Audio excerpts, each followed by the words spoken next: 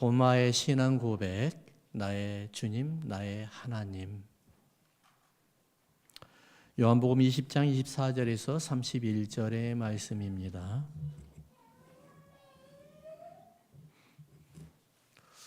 제가 목회를 하면서 경험한 게 하나가 있어요. 느낀 게 있는데 뭐냐면은 목회는 지식 전달이 아니라는 사실 새삼 실감하게 됩니다. 목회는 그럼 뭘까요? 살아계신 하나님이 여러분과 함께 하시고 그 하나님께서 여러분들을 도우시고 그 하나님께서 여러분들과 인생을 계속해서 동행하고 계신다는 거예요. 이게 목회라는 것이죠. 이게 변화된 이 우리 삶이 인생이 생각이 얼마나 참으로 금방금방 와닿지 않잖아요. 저희 사촌 형님이 계셔요. 사촌은 아니고 한 5촌 정도가 되는데 그 형님이 계시는데 같은 시골에서 같은 동네에서 연애를 하셨어요. 그래서 연애 같이 하다 보니까 우리는 형님, 그러니까 누나 했는데 어느 날 형수님 하게 되는데 이게 안 바뀌어져요, 호칭이. 예. 머리로는 형수님이라고 하는데 가슴에는 뭔가가 부자연스러운 거예요. 예. 그게 가슴으로 전달해서 내려올 때까지 상당히 오래 걸렸어요.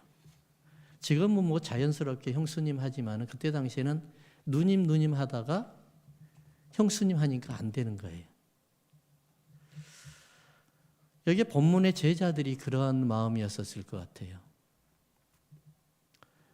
본문의 그 제자들이 지금 보니까 예수님이 호칭이 바뀌어져야 되잖아요. 어떻게 바뀌어야 되냐면은 예수님이 이제는 십자가에 돌아가시기 전에는 독생자였잖아요.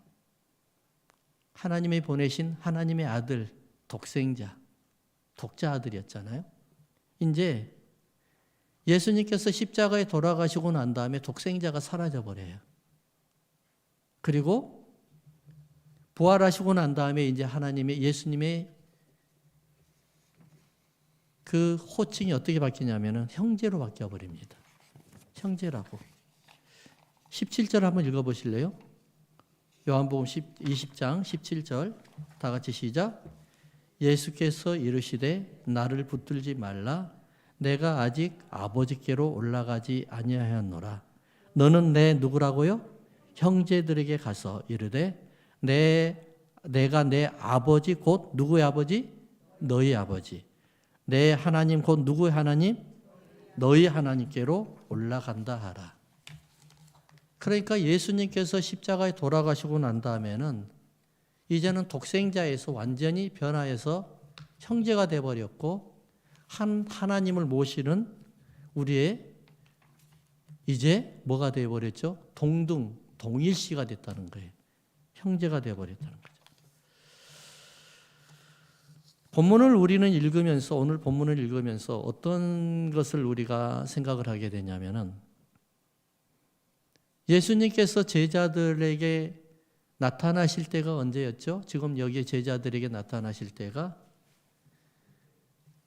주일날 부활하시고 난 다음에 안식일 바로 다음 지금 우리가 드리는 주일날 아침에는 새벽에는 막달라 마리아 그러한 여인들에게 나타나셨잖아요. 그러고 난 다음에는 같은 날 저녁에는 누구에게 나타나냐면은 예수님의 제자들에게 나타납니다. 당시에는 참으로 힘든 세상이었죠.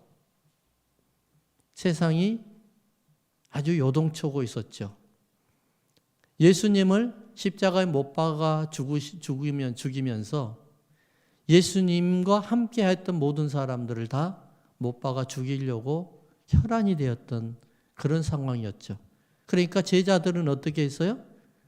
사람들이 보이지 아니하는 곳에 조용히 숨어서 지금 그들의 눈을 피해서 지내고 있었을 때 예수님께서 부활하셔서 그 저녁에 부활하신 날 바로 저녁에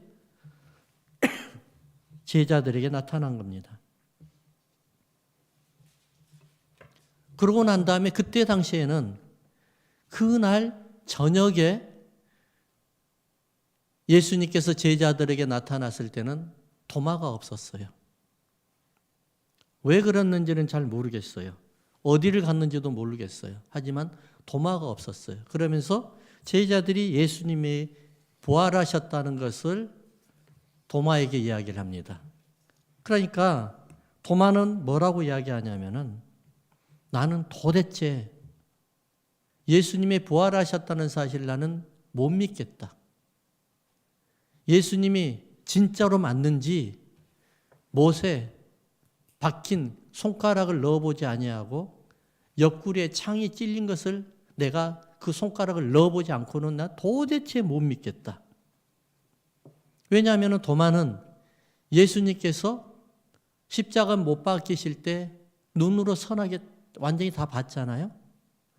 고난당한 것까지도 봤고 예수님께서 십자가 못 박아 죽으신 것까지도 다 보고 갔단 말이에요. 다 죽었던 예수님이 다시 살아났다? 이건 도대체 나는 믿을 수가 없다. 나는 그래서 예수님의 손가락과 손과 옆구리를 내가 만져보지 아니하고는 도대체 믿을 수가 없다. 그러고 난 다음에 8일이 지나갔습니다. 8일이 지나가서 도마가 거기 안에 제자들과 함께 동일하게 계속 있었습니다. 그때 예수님께서 다시 나타납니다. 나타나서 예수님을 부활의 몸을 도마에게 보여줍니다. 그래서 예수님께서 하시는 말씀이 뭐냐면 27절을 한번 읽어보면은 도마에게 이르시되 네 손가락을 이리 내밀어 내 손을 보고 손을 만져보라는 거예요. 그리고 내 손을 내밀어 내 옆구리에 넣어보라. 그리하여 믿음 없는 자가 되지 말고 믿는 자가 되라.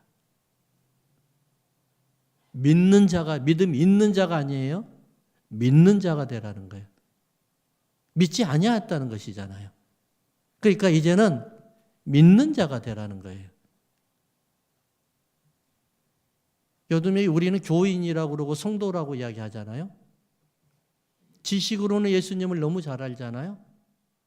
그러면서 그 사람들이 진정 예수님을 믿는 자들이 얼마나 많이 있을까라는 생각을 하잖아요. 도마가 3년 동안을 예수님과 함께 다녔어요. 동고동락까지 같이 했어요. 예수님에 대해서는 지식으로 너무 많이 알고 있었어요. 예수님이 어떤 분인가, 예수님께서 자기 스스로 말씀하신 것을 다 알고 계셨어요. 그러는데 여전히 도마는 예수님을 믿지 않고 있었던 거예요. 그래서 예수님께서 뭐라고 이야기해요? 믿는 자가 되라는 거예요. 믿지 아니하는 자가 되는 게 아니라 믿음 없는 자가 된 게 아니라 믿음 있는 자가 아니라 믿는 자가 되라는 거예요. 우리는 평생을 교회에 다니고 예수님 믿는다고 다니면서 지식으로는 다 알지만은 가슴으로 믿는 자가 되기 위해서는 얼마나 많은 기도와 우리의 신앙이 필요합니까? 여기서 우리는 이제 도마의 위대한 신앙을 고백하게 됩니다. 나의 주님이시요 나의 하나님이십니다. 예수님이야 바로 진정으로 나의 주님이시요 나의 하나님이 됩니다. 이 도마의 신앙 고백이 왜 이렇게 우리에게 중요할까요? 도마가 이렇게 정말 위대한 신앙 고백을 합니다. 왜 이렇게까지 중요할까요? 31절을 한번 읽어볼까요? 31절 다 같이 시작. 오직 이것을 기록함은 너희로 예수께서 하나님의 뭐라고요? 아들 그리스도이심을 믿게 하려 함이다. 이 말씀이에요. 한번 따라합시다. 예수님께서 우리의 신앙 고백을 통해서 하나님의 주권을 위양하기 위함이다. 믿습니까? 우리의 신앙 고백을 통해서 하나님께서 예수님에게 이양하셨던 주권을 우리에게 돌려주기 위함이에요. 우리는 베드로의 신앙 고백을 너무 잘 알고 있습니다. 사람들은 나를 누구라고 이야기하느냐? 베드로가 고백을 합니다. 주는 그리스도시요 살아계신 하나님의 아들입니다. 예수님께서 얼마나 많은 칭찬을 합니까? 그러면서 내가 너에게 열쇠를 주리니 음부의 권세가 너를 해치 못하고 네가 이 땅에서 풀면 하늘에서도 풀고 이 땅에서 잠그면 매면 하늘에서도 매고 잠겨버릴 것이다. 하늘을 여는 열쇠를 주셨습니다. 이것이 뭘까요? 바로 하나님의 주권을 예수님에게 이양하셨던 그 주권을 다시 그 신앙 고백하는 여러분들에게 주시기 위함입니다. 평생 예수 믿는다고 교회 다니고 교회에 열심히 헌신하여도 신앙 고백이 없으면은 우리는 예수님을 헛걸로 사는 겁니다. 헛것으로 믿는 겁니다. 예전에는 그런 경우가 자주 보죠. 아들이 없는 집에 작은 동생 아들이나 큰 아버지의 아들을 양자로 삼잖아요. 예전에는 그런 경우가 많았잖아요. 내 친구 목사님도 그런 분 한 분 계세요.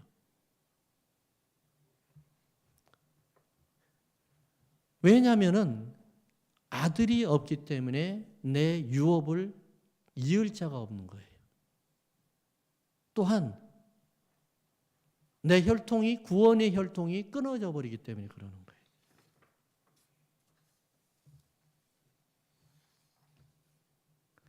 하나님께서는 세상에 아담과 하와를 창조하시고 아담과 하와에게 약속한 약속이 있습니다. 내가 너에게 생육하고 번성하고 땅에 충만하고 땅을 정복하고 다스림의 권세를 주겠노라. 근데 아담은 범죄하고 난 다음에 정복하고 다스림의 권세를 사단에게 뺏겨버립니다. 우리 예수님께서는 십자가에 못 박아 죽으시면서 아담이 뺏겼던 세상을 정복하고 다스림의 권세를 하나님 앞에 다시 받아서 이 땅에 오셨습니다. 그리고 신앙 고백하는 도마의 신앙 고백 위에 베드로의 신앙 고백 위에 여러분들의 신앙 고백 위에 하나님께 받아오신 세상을 정복하고 다스림의 권세를 다시 허락하기를 원하시는 겁니다. 그런 다스림의 권세가 있는 자들에게는 세상의 고통 속으로 세상의 어려움 속에 살아가는 여러분들에게 피할 길을 주시고 이길 길을 힘을 허락하여 주시고 세상을 다스리는 권세를 허락하여 주신 줄로 믿습니다. 이것이 바로 믿는 자들의 신앙 고백입니다. 이것이 바로 승리의 신앙 고백이라는 사실을 믿으시기 바랍니다. 하나님께서 왜 예수님을 통해서 그 어렵고 살벌한 그 세상 가운데서 제자들에게 나타나셔서 도마의 신앙 고백을 통해서 하나님이 제자들에게 많은 것을 예수님께서 많은 것을 보여주셨을까요? 바로 이것입니다. 내 하나님 너희 하나님 내 아버지 너희의 아버지 내가 이 땅에 내려올 때 하나님께 받아온 그 하나님의 세상을 다스림의 주권의 권세를 내가 너에게 동등한 위치에서 내가 너에게 전파하기 위함이라는 사실을 지금 도마를 통해서 알려주고 있는 것입니다. 여러분 신앙 고백이 왜 이렇게 중요할까요? 하나님의 주권의 다스림의 주권을 내가 얻게 함이 왜요? 내가 세상을 이기기 위함입니다. 할렐루야. 여러분들의 신앙 고백 위에 하나님은 분명히 살아계셔서 역사하신 사실을 믿으시기 바랍니다. 도마가 신앙 고백할 때 그 신앙 고백할 때 그 상황이 어땠습니까? 하늘이 어두움이 깜깜해졌습니다. 대낮인데도 일식이 되어서 어둠이 햇빛을 가려버렸습니다. 세상에 지진이 일어났습니다. 대제사장들과 서기관들과 바리새인들은 예수를 믿고 예수와 함께 다녔던 사람들을 잡으러 다녔습니다. 총동원령이 벌려졌습니다. 내려졌었습니다. 예수 믿은 사람들, 예수와 함께 다녔던 사람들은 다 죽이라고 지금 세상 사람들에게 알려주고 있었습니다. 이런 공포의 시대에, 공포 세대에 유일하게 살아남을 수 있는 유일한 길이 뭘까요? 바로 신앙 고백이었어요. 팬데믹의 어두운 세계에서, 이 어두운 세계에서 너무나 많은 물질 만능의 세대가 되어서 우리가 돈이면 전부인 양 우리가 지금 살고 있는 이 세대의 어둠의 세계에서 유일하게 살 수 있는 길이 뭘까요? 하늘의 문을 열고 하나님의 마음을 감동시키고 하나님을 우리 가운데 임마누엘 하나님 하셔서 우리와 함께 하시는 일하시는 하나님을 바라볼 수 있는 유일한 길이 뭘까요? 바로 신앙 고백. 우리 예수님은 나의 주님이시요 우리 예수님은 나의 하나님이신 것을 고백하는 그런 여러분들이 되기를 주의 이름으로 축원합니다. 그래하여서 하나님의 주권이 우리에게 이양이 되어서 내가 세상을 이기고 승리하는 여러분들이 되기를 주의 이름으로 축원합니다. 두 번째 보니까 31절 다시 한번 읽어볼까요? 31절 다시 있습니다. 오직 이것을 기록함은 너희로 예수께서 하나님의 아들 그리스도이심을 믿게 하려 함이요. 이제 두 번째 있습니다. 시작. 너희로 믿고 그 이름을 힘입어 생명을 얻게 하려 함이니라. 한번 따라합시다. 믿고 영생을 얻는 곳에 하나님의 영광이 있기 때문입니다. 여러분 믿습니까? 생명이 있는 곳에 하나님의 영광이 있는 것입니다. 사도 도마가 제자들을 보는 앞에서 예수님 앞에 나의 주님, 나의 하나님이시라고 신앙 고백하였던 그 기본적인 중요한 포인트는 뭐냐면은 신앙 고백 위에 영생이 있고 영생 위에 하나님의 영광이 있다는 것입니다. 세상에 죽고 싶은 사람이 어디에 있어요? 세상에 죽고 싶은 사람은 아무도 없습니다. 그러나 가끔씩은 죽고 싶어요. 왜냐하면 막연한 기대 때문에 그렇습니다. 내가 죽어버리면 이 세상의 고통은 더 이상 죽음 위에 없겠지라는 막연한 기대 때문에 그렇습니다. 그런데 여러분 착각하시면 안 돼요. 여러분들이 죽고 난 다음에는 그 다음에 또 다른 세상이 있어요. 그때는 천국과 지옥이 있어요. 지금 당하고 있는 그 고통보다도 너무 무서운 고통을 당하게 돼요. 만약에 여러분들이 이 세상이 너무 행복하고 즐겁기만 한다고 하면은 천국 가고 싶은 사람이 누가 있을까요? 없어요. 이 세상이 너무너무 편해요. 너무 행복해요. 내가 왕이 되었어요. 내가 하고 싶은 대로 다 하고 살아요. 아픈 것도 없어요. 돈도 많아요. 재물도 많아요. 친구도 많아요. 먹을 것도 많아요. 갈 곳도 많아요. 내가 마음 먹으면 할 것이 너무나 많아요. 천국 가고 싶으세요? 그런 사람이 어떻게 천국 갈까요? 못 가는 거예요. 그래서 여러분 적당히 고통스러운 것도 축복인 걸 믿으시기 바랍니다. 적당히요. 많이가 아니라 적당히. 예. 하나님의 영광은요. 적당히 고통스러울 때 예수님을 향해서 도마의 신앙 고백이 왜 있는 거예요. 수 없는 사람들이 아우성을 치고 있었어요. 제자들이 왜 한 곳에 모여서 그곳에서 기도하고 있었을까요? 다 피해 있었죠. 문을 꽁꽁 잠가 놓고 있었죠.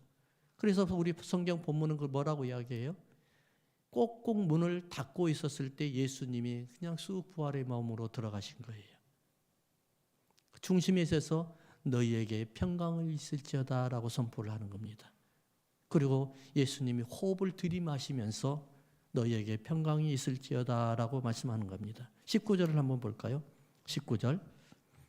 이날 곧 안식 후 첫날 저녁 때에, 그렇죠? 안식 후 첫날 저녁 때에 제자들이 유대인을 두려워하여, 그렇죠? 유대인들을 두려워하여 모인 곳에 문들을 닫았더니 예수께서 오사 가운데 서서 이르시되 너희에게 평강이 있을지어다. 이 얼마나 괴로웠겠어요. 말 없이 괴로웠겠죠. 인생이 후회스러웠겠죠. 내가 괜히 예수님한테 내 인생을 바쳐가지고 내가 이게 무슨 꼴이람. 그런 생각도 했었겠죠. 아마 도마가 그런 이야기, 그런 생각을 했는지는 잘 모르겠어요. 그때는 도마가 없었어요. 도마가 예수님한테 많이 실망을 했겠죠. 3년 동안이나 예수님께서 우리에게 하셨던 말씀, 천국은 이런 곳이란다. 복음은 이런 곳이란다. 인자는 장차 십자가에 못 박아 죽을 것이다. 그리고 무덤에서 3일 만에 부활하게 될 것이다.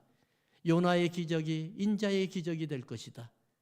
라고 이야기를 아무리 했는데 토마는 내 생각에, 내 유추에 듣고 싶은 것만 들었겠죠. 자기가 원하는 것만 들었겠죠. 자기가 필요하지 아니한 것은 전혀 들으려고 생각도 안 했겠죠.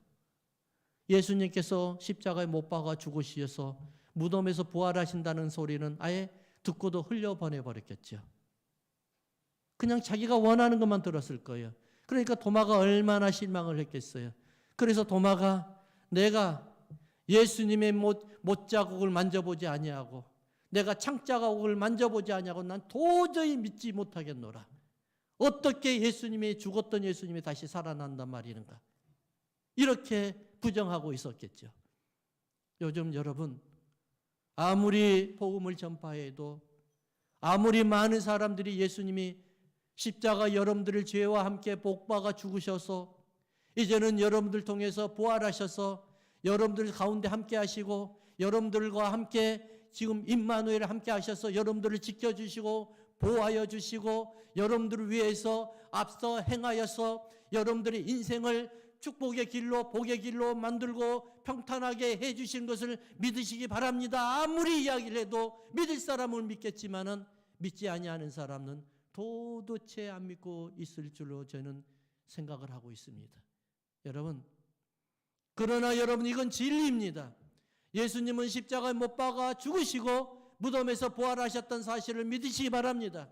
그 부활하신 영 예수님 예수 그리스도께서 여러분들과 지금 함께 하신다 사실을 믿으시기 바랍니다.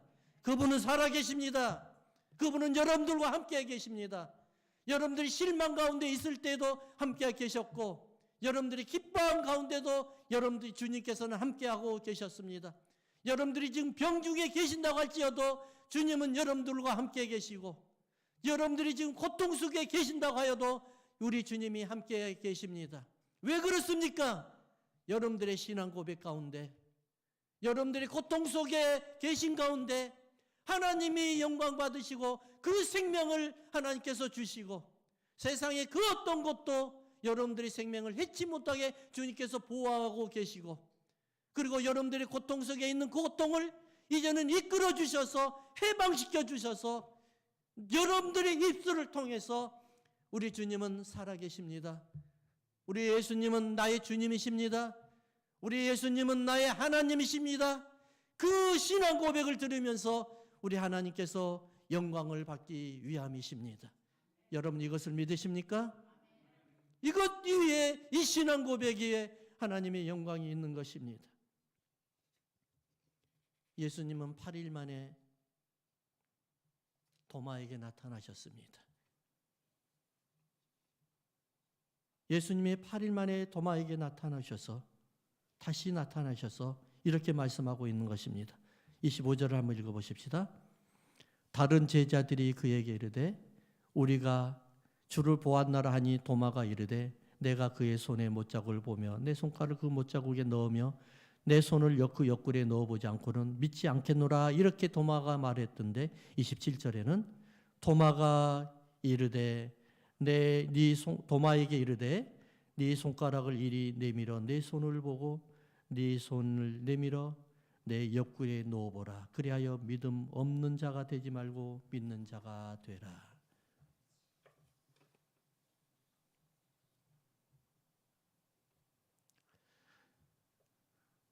세계에서 유일회를 찾아볼 수 없는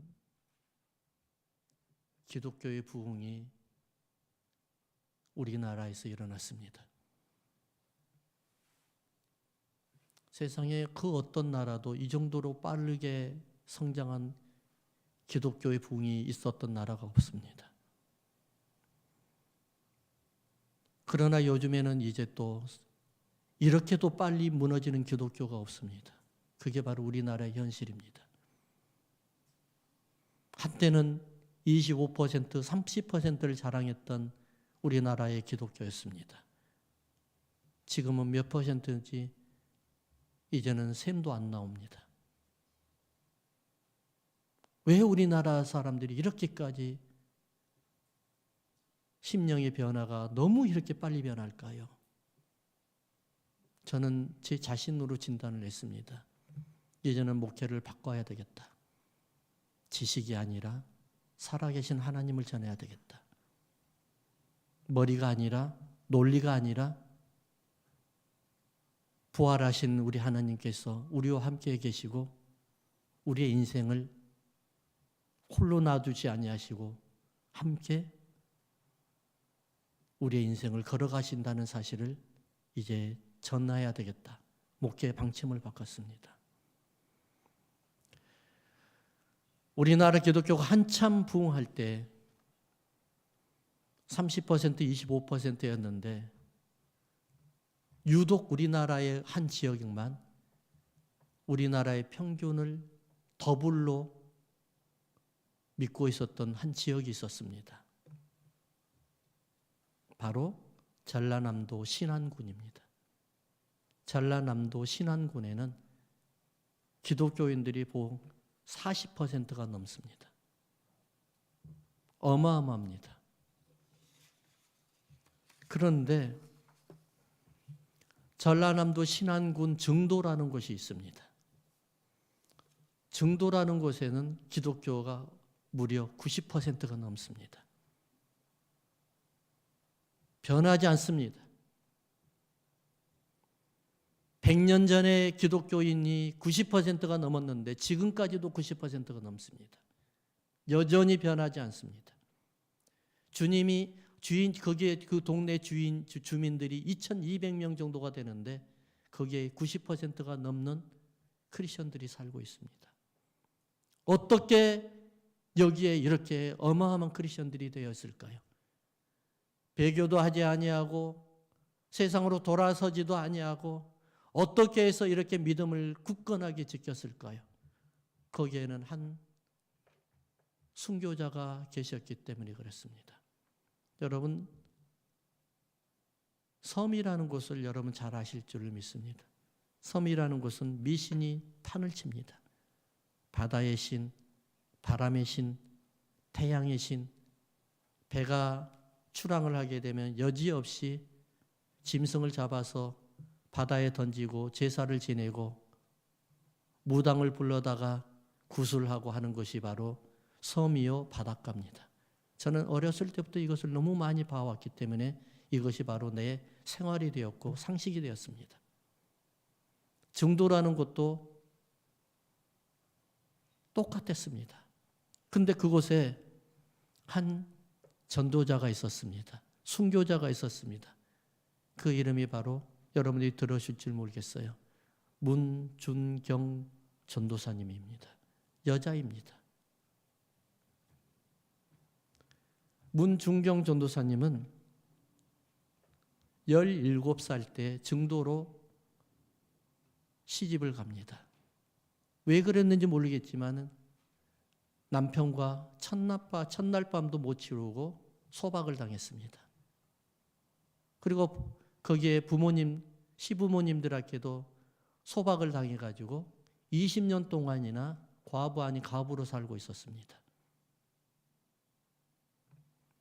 이렇게 고통을 받고 있는 문준경 전도사님에게 어느 날 복음의 빛이 들어오기 시작을 합니다. 우연히 만난 어느 전도하는 사람, 그분을 통해서 복음을 영접하게 되죠. 그리고 난 다음에 여러분들이 잘 알고 계시는 이성복 목사님이 목회했던 목포 북교동 교회에 출석하게 됩니다. 거기에서 성령을 경험하고 성령을 체험하게 됩니다. 살아계신 하나님을 만나게 됩니다.